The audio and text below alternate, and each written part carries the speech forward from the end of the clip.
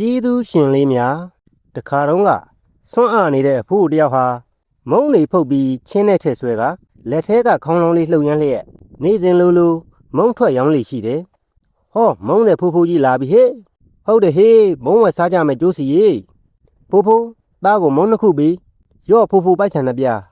အဖိုးအိုရဲ့တပြားတံမုံလေးတွေဟာအရသာရှိလွန်းလို့ရွာထဲကကလေးတွေကအင်မတန်ကြိုက်နှစ်သက်ကြတယ်။ပြီးတော့အဖိုးအိုရဲ့ပခုံးအထက်မှာပါလာလေးရှိတဲ့ငှက်ကလေးကိုလည်းကလေးတွေကချစ်ကြတယ်။ဟိတ်ငှက်ကလေးမောင်တက်ရွာထဲမှာနေခဲ့ပါလားငါတို့နဲ့ဆော့အောင်နော်မလောက်ပါနဲ့ဗရမျိုးဝင်းရဒီငှက်ကလေးမောင်တက်ကိုပဲငါတို့ဖိုးဖိုးကြီးကအဖော်ပြုတ်နေရတာကွမုံရောင်းပြီးတဲ့အခါမှာတော့အဖိုးအိုဟာရောင်းရတဲ့ပိုက်ဆံလေးနဲ့ပြောင်းမှုရောဆံမာဝယ်ပြီးတောသက်ကသူ့တဲလေးစီပြန်ရောက်တဲ့အခါ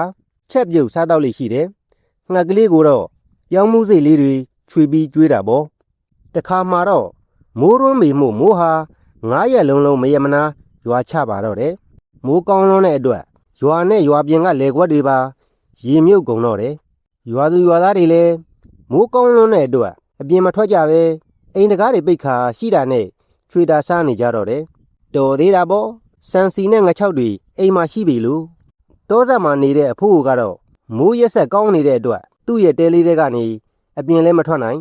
မုံလဲဖုတ်မရတဲ့အတွက်ဆန်လဲမဝယ်နိုင်ဖြစ်ပြီး3ရက်မြောက်နေ့မှာတော့အစာရည်သာပြက်လက်ပြီးတဲလေးထဲမှာပဲလဲကျနေတော့တယ်9ရက်မြောက်နေ့မှာတော့မိုးဟာဆဲသွားခဲ့ပြီးအဖိုးကတော့အစာရည်သာငတ်ပြက်ပြီးတုံးလုံးကနေမထနိုင်ရှာဘူးအဖိုးရဲ့လက်ဆွဲတော်ငှက်ကလေးက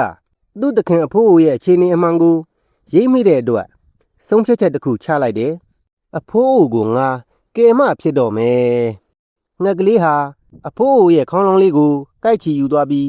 ရွာတဲ့နှံ့ခေါင်းလုံးလေးကိုလှုပ်ရမ်းပြန်တန်းရာရွာသူရွာသားတွေဟာအဲ့ဒီအခါကျမှအဖိုးကိုသတိရသွားကြတယ်ဟာမုံလေဖိုးဖိုးကြီးရဲ့ငှက်ကလေးပါလားခေါင်းလုံးကိုအဆက်မပြတ်လှုပ်ရမ်းနေတယ်အဖိုးတစ်ခုခုဖြစ်လို့များလားကလေးတွေနဲ့ရွာသူရွာသားတွေဟာအဖိုးအတွက်စိတ်ပူပြီး